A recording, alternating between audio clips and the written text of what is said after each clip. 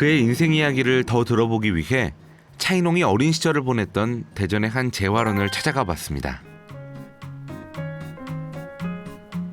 세월 참 많이 흘렀죠. 아, 그럼요. 예, 학기도 많이. 예, 그럼 여기는 아직 익숙하지 않지만은. 예, 예.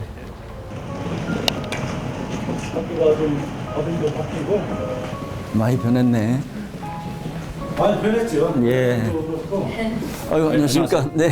아유, 처음 뵙겠습니다. 아, 이렇게 방문해 주셔서 감사합니다. 아유, 아닙니다. 자주 찾아뵈야 되는데. 이곳은 1962년 설립된 장애인 복지시설로 교육은 물론 자립을 위한 생활시설도 함께 운영하고 있는데요. 그가 기억하는 50년 전 재활원은 어떤 모습이었을까요?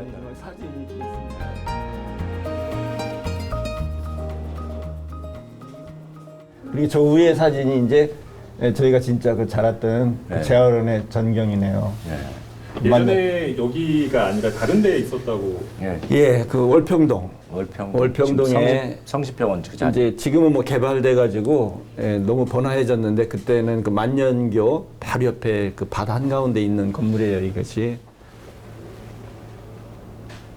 굉장히 그때는 대전에서 보면은 시외 같은 뭐 어른 데 있었죠. 그래서 거기 가서 공부하면서 뭐 놀기도 하고 그런 이제 기숙 생활을 한 거죠.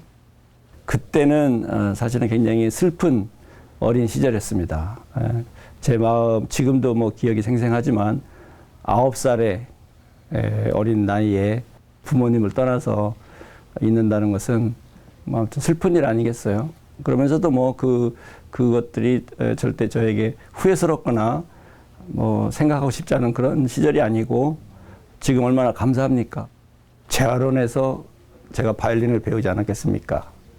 예, 그것이 저에게는 오늘 이끝까지는 기적 같은 그 선물이 이 재활원에서 시작된 겁니다. 남들처럼 평범한 초등학교에 가지 못하고 9살 늦은 나이에 재활원 생활을 시작한 차인홍. 하지만 그것이 운명이었을까요? 성치 않은 몸 때문에 어쩔 수 없이 선택한 이곳에서 기적처럼 바이올린을 만나게 됩니다. 어느 날 한 음악하는 분께서 이 저희 재활원을 방문하셨어요. 근데 그분이 유능한 바이올리니스트, 성함이 강민재 선생님이신데, 근데 그분이 이렇게 불쌍한 아이들이 있는 곳이라는 것을 아시고 찾아오셔서 바이올린을 가르쳐 주겠다고 이게 이제 학교 측에다가 말씀하셔서 이제 바이올린을 시작하게 된 거죠. 그때 당시만 해도 좀 부잣집의 자녀들만 그 바이올린부를 시작했어요. 근데 저는 저희 집은 그 대상에서 빠져 있었죠. 그 가정 형편이 그렇게 안 되니까. 그래서 제가 늘 다른 친구들이 바이올린을 배우고 이런 교실에서 배우고 하는 것을 늘 옆에서 복도에서 저는 듣기만 하던 학생이었습니다. 근데 어느 날 제가 너무 바이올린을 하고 싶은 마음이 막 간절해서 어머님한테 제가 때를 굉장히 썼던 것 같아요. 그래서 뒤늦게 어머님이 바이올린을 사주셔서 음악부에 이제 조인을 하게 된 거죠. 바이올린부에. 그렇게 바이올린을 시작하게 된 차인홍. 바이올린, 그리고 강민자 선생님과의 만남은 그의 인생에 큰 전환점이 되었습니다.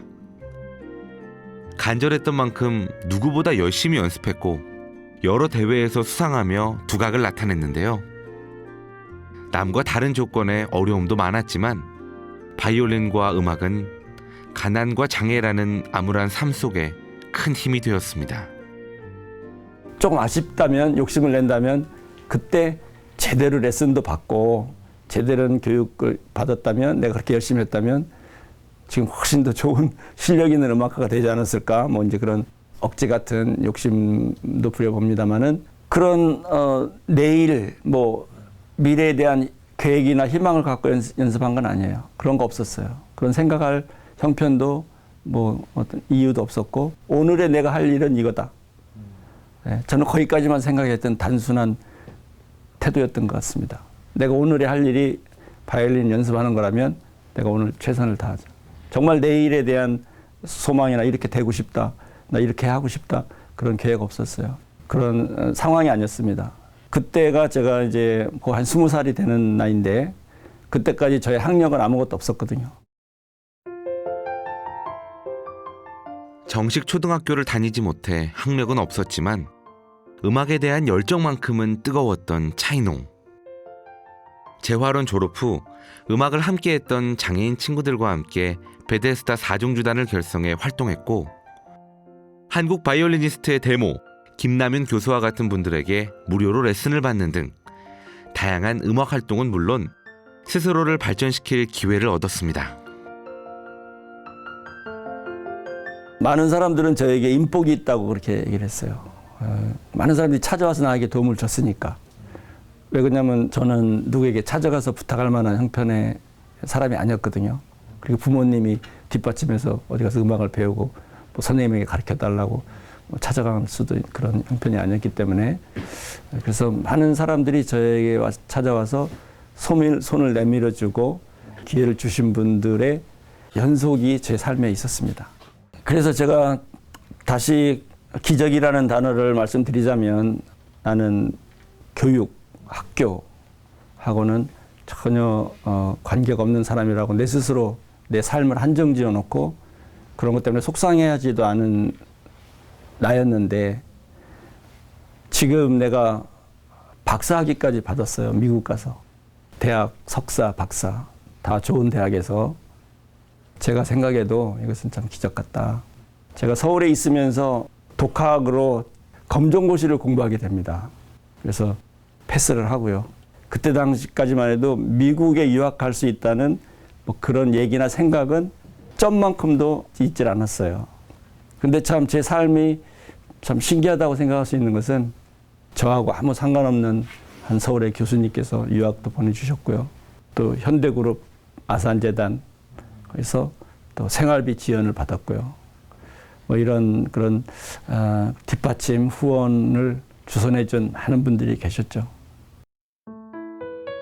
자신에게 찾아온 기적 같은 기회를 발판 삼아 장애를 극복하고 꿈을 이룬 차이농. 많은 이들의 도움과 후원은 음악을 향한 그의 노력과 열정에 대한 진심 어린 응원이었을 겁니다. 자신의 능력이나 형편보다 과분한 사랑을 받았다고 믿는 그는 이제 자신이 받은 사랑을 사회 곳곳에 환원하고 있습니다. 세계 각국을 누비며 장애인들과 젊은이들에게 희망을 주기 위한 강연 활동과 연주 활동을 이어오고 있는데요. 그런 그의 행보는 많은 이들에게 귀감이 되고 있습니다. 재활학교 바로 옆에는 장애인 생활시설인 재활원이 있는데요. 이곳에서 누군가 만날 사람이 있다고 합니다. 아이고, 안녕하십니까. 반갑습니다. 예, 반갑습니다. 아이고, 여전하시네 우리- 얼굴은. 원장님으로 8월 달에. 8월 달에. 예. 아유, 축하드립니다. 예. 근데 늙지도 않고. 아이고, 맨날 우리 원장님은 이제 이게 성세 재활원에서 오래 근무하셨는데 이제 최근에 원장님으로 이제 되신 예, 거죠? 예, 예. 그래서 오래전부터 잘합니다. 아, 원래부터 알고 계신 사이세요? 예. 그리고 원래 또 우리 91년도, 92년도 그때 힐차농구 하시고. 성세 농구팀에 예, 농구. 저도 멤버였었는데 그때 또 코치도 해주시고 아, 원래 농구를 하셨어요? 힐차농구. 옛날에 뭐 농구에 진짜 미쳤다고 해야 되나? 그때하고 진짜 결혼할 생각도 없이 그냥 힐차 농구팀만 데리고 뭐 토요일, 일요일 날 없이 그냥 시합만 다니고 새벽에 가고 그럴 때가 재밌었던 것 같아요. 그랬어요. 최근도 누구랑 얘기하고 그러면은 내가 다시 걸어 다닌다면 나는 음악 안 하고 운동할 거예요. 그 정도로 운동에 나는 열정과 내가 소질이 있다고 생각해요. 대전에 대전시립교향 악장으로 와서 음악하는 이제 음악인으로 있을 때 성세 농구팀에 이제 멤버로 들어왔을 때 이제 코치이셨거든요. 근데 내가 바쁘고 음악하다 보니까 이 농구가 주가 될 수가 없잖아요. 그래서 사실 연습에 많이 빠지고 제가 충실하게 못했지. 근데 그래도 내가 정말 하고 싶어서 시간 될 때마다 와서 하고 충무체육관에서 뭐 경기도 하고 막 그랬어요. 처음 농구 시작해서부터 인연을 지금 생각하면은 한 18, 9년 그 정도 되고 운동 같이 한 4, 5년 정도 그렇게 하다가 이제 팀이 없어지는 바람에 뿔뿔이 흩어지고 조금 젊었을 때 어렸을 때 만났으면 저는 운동을 시켰을 것 같아요. 음악보다는 진짜 운동신경이 뛰어나시고 음악도 잘하시지만은 운동 잘하는 사람들이 보면은 뭐든지 또 뛰어나요. 그 재능이 있기 때문에 기술이 있기 때문에 조금만 더 일찍 만났으면은 아마 좋은 선수로 키웠을 건데 좀 아쉽습니다. 음악뿐만 아니라 운동에도 뛰어난 실력을 발휘했다는 차인홍 지휘자. 그의 농구 실력 잠깐 볼까요?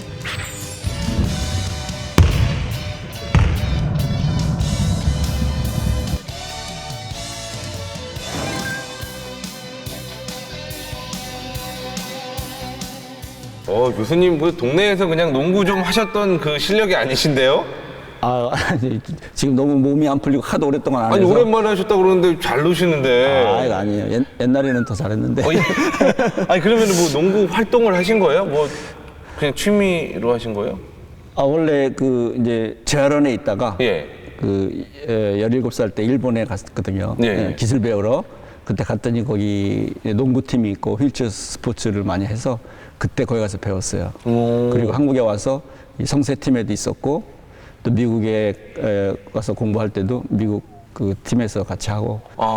그러면 일본에 가셨을 때 그때 농구도 같이 배우셨던 거예요? 예. 그때 가서 휠체어 농구라는 것을 처음 봤으니까. 예. 그래서 농구를 하여튼 굉장히 좋아하고 오래 많이 했어요. 일본의 오이다현 벳부시에 있는 태양의 집이라고 일본에서 제일 규모가 큰 장애인 복지 시설이 있습니다. 거기하고 자매기련 같은 그런 이제 그런 연결이 있었던 것 같습니다. 그래서 재활원에서 5명을 선발해서 일본에 1년간 기술 연수생으로 보내게 됩니다. 일본의 장애인 복지시설 태양의 집에서의 1년은 그에게 특별한 시간이었다고 합니다. 가서 그 일본 사회의 그 장애인들의 삶을 보는 뭐 모든 일들이 저에게는 그 참 새롭고 충격이었지만 그 중에 이 운동하는 것을 본 것이 정말 깜짝 놀랐어요. 우리는 그냥 뭐 정말 흙밭에서 공 가지고 노는 그 시절이었는데 갔더니 이런 체육관에서 정식으로 농구를 하고 각종 스포츠 대회가 있고요. 그래서 너무 하고 싶어서 맨날 그 농구팀 옆에 가서 구경하고 있었더니 그분들이 하고 싶으면 같이 하자고. 그래서 그 팀이 상당히 그 일본에서 잘하는 팀이었는데 저를 연습할 때 시켜주면서 이제 가르쳐줬어요. 그래서 그때 정말 뭐 5시까지 아침부터 5시까지 이제 일을 했는데 일 끝나면 밥 먹고 바로 농구장 가서 밤 늦게까지 농구하고. 그 피곤한 몸을 이끌고 또 농구를 그 하신 정도로 거예요? 좋아했죠. 네. 뭐 스포츠라는 게 그렇지 않습니까? 누구에게나 어떤 뭐 체력적인 단련도 중요하지만 정신적인 어떤 삶의 긍정적인 그런 방향을 주는 그 운동이 좋은 거잖아요. 근데 저에게는 그 이상의 의미가 있었죠. 그 장애인으로서의 좀 희망을 갖지 못하던 사회 속에서 있던 내가 긍정적인 생각을 할 수 있는 바탕이 됐던 것 같아요. 태양의 집에서 지내는 1년 동안 다양한 운동을 경험하고 각종 대회에 출전하며 운동의 소질을 보인 차인홍. 이를 통해 장애가 있어도 할 수 있다는 자신감을 얻게 되었다고 하는데요. 어린 시절 바이올린과의 첫 만남 이후 일본에서의 생활은 차인홍의 인생에 또 다른 분기점이 되어주었습니다.